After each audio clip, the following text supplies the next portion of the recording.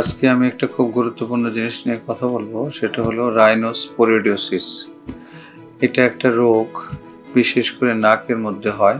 নাকের ভিতর দিয়ে সেটা গলায় চলে যায় এবং গলার যে সফট প্যালেট আছে সেখানেও এটা হতে পারে, তালু যেটাকে বলছি। কিছু কিছু ক্ষেত্রে চোখের এই কোণ এবং চোখের পাপড়ি এগুলিতেও দেখা যায়। তবে মেইন যেটা সেটা হলো নাকের ভিতরে হয়। এই ধরনের রোগী আজকাল আমরা পাচ্ছি, এবং যে রোগীটা আপনারা দেখছেন 10 বছর আগে তার এই রোগটি হয়, তখন সে একটি প্রাইভেট হসপিটালে অপারেশন করে। তার পরবর্তী সময়ে আস্তে আস্তে রোগটি বাড়তে বাড়তে পুরা নাকের ভিতরে দেখেন কিরকম মাংস বেড়েছে, লাল মাংস, এবং সেটা গলার ভিতর পর্যন্ত বিস্তৃত হয়েছে। উনি এখন শ্বাস নিতে পারছেন না, খেতেও কষ্ট হচ্ছে। এবং এই রোগীগুলির মেইন সমস্যা হলো একটু টাচ লাগলে সেখান থেকে ব্লিডিং হয়, কারণে অকারণে অনেক রক্তপাত হয় নাক দিয়ে। এগুলি এক ধরনের রোগ জীবাণু দিয়ে হয়, যাদেরকে বলে রাইনোস্পোরিডিয়াম সিবারি। এগুলি যারা সাধারণত পুকুরে গোসল করে, যেখানে গরু, ছাগল বা অন্যান্য প্রাণীকে গোসল করানো হয়, সেই প্রাণীর যে শরীর বা তাদের যে বিষটা, সেখান থেকে এই রোগ জীবাণুটা পানির সাথে মিশে, এবং যাদের নাকে কোনো আঘাত থাকে সেইখানে এই রোগ জীবাণুটা গিয়ে বাসা বাঁধে।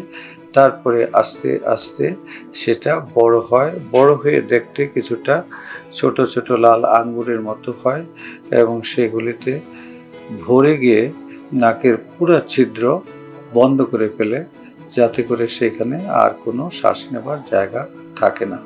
এবং মাঝে মধ্যেই রক্তপাতের কমপ্লেন করে রোগীরা। এই ধরনের রোগ হলে খুব প্রাথমিক অবস্থায় ডাক্তারের কাছে আসতে হয়, এগুলিকে অপারেশন করতে হয়, এবং বলে যে এন্ডোস্কোপিক রিমুভাল অথবা removal of this mass and white area নিয়ে যদি আপনি কটারি করে দেন, মানে যেই জায়গা থেকে রোগটা উৎপন্ন হয়েছে সেই জায়গাকে যদি মেশিন দিয়ে খুব ভালো করে কটারি করে দেওয়া যায়, তাহলে সেগুলি পরবর্তী সময়ে হওয়ার চান্স কমে যায়।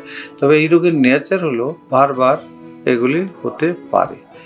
সেই কারণে যখনই আপনারা এই রোগে আক্রান্ত হবেন, তাহলে পরবর্তী সময়ে আপনারা পুকুরে গোসল করবেন না, এবং ডাক্তারের কাছে অবশ্যই যোগাযোগ করবেন। কারণ যখন ছোট থাকে তখন এইগুলিকে অপারেশন করে দিলে কিউর হওয়ার বা রোগমুক্ত হওয়ার সম্ভাবনা অনেক বেশি। যখন অনেক বড় হয়ে যায়, অনেকগুলো শিকড় থাকে, তখন সেগুলিকে অপারেশন করে দেওয়ার পরেও তাদের সেই রোগ হয়।